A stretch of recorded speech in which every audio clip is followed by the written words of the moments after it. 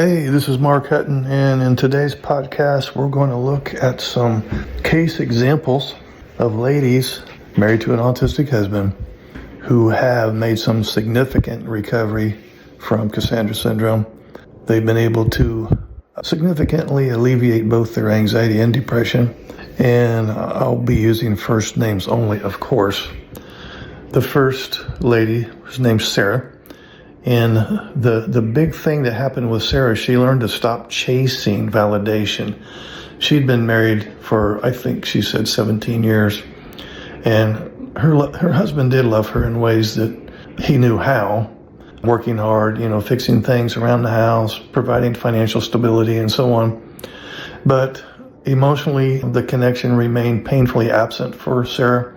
And every difficult conversation kind of ended with her feeling dismissed or misunderstood. And I know that the ladies listening to this podcast have experienced this firsthand. Now, over time, she developed chronic anxiety, or she reported constantly rehearsing conversations in her mind, wondering what she had done wrong or how she could explain herself differently. Now, her breakthrough didn't come when her husband suddenly changed. It came when her therapist helped her recognize that she had built her emotional stability around receiving validation from someone who struggled to provide it. So Sarah slowly shifted her focus toward validating her own experience. She began journaling each morning.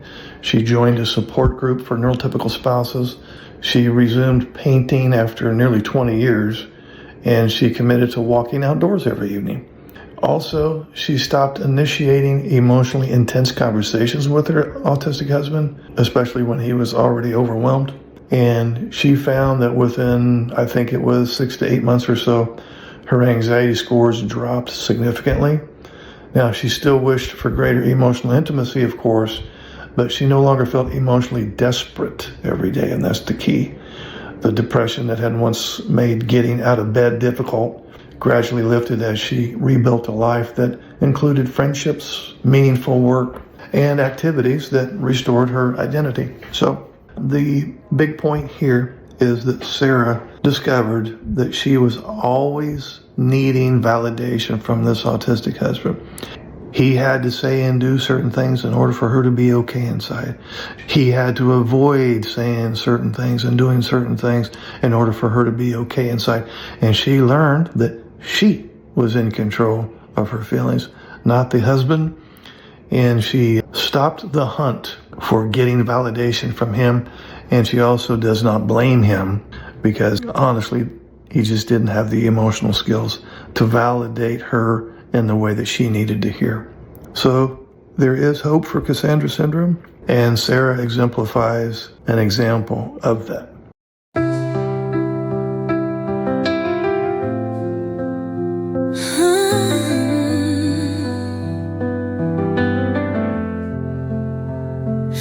I wore myself out, chasing answers, trying to reach a heart I couldn't change.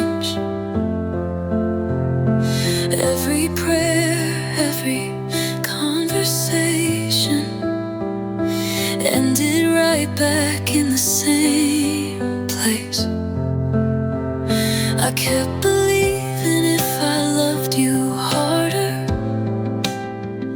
you'd finally see the tears I couldn't hide. But somewhere in the middle of that journey, I slowly left myself behind.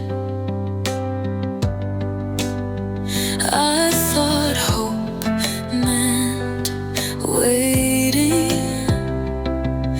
for everything to change. But heaven whispered softly, child, healing starts another way.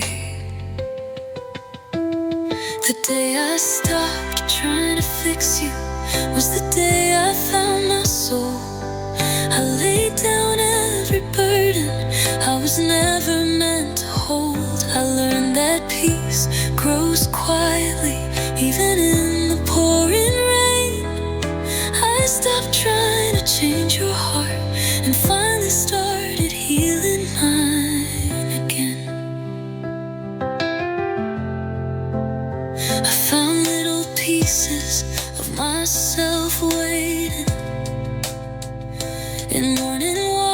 having coffee with a friend.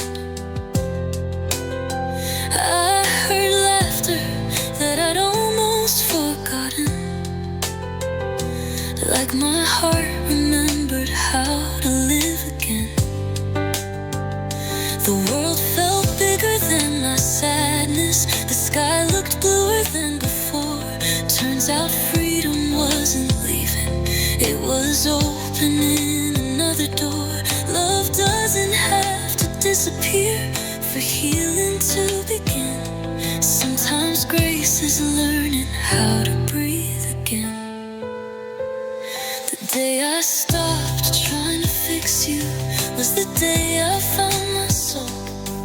I laid down every burden I was never meant to hold. I learned that peace grows quietly, even in the pouring rain.